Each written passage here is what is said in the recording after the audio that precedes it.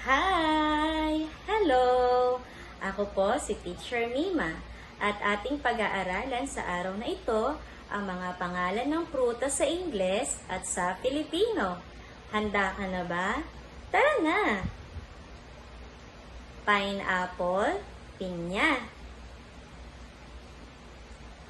Banana, saging. Cherry, cereza. Watermelon, pakwan. Grapefruit, suha. Blueberry, blueberry. Orange, orange. Cantaloupe, melon. Strawberry, presa. Mango, mangga.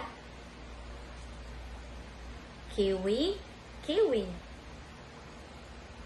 Papaya, papaya.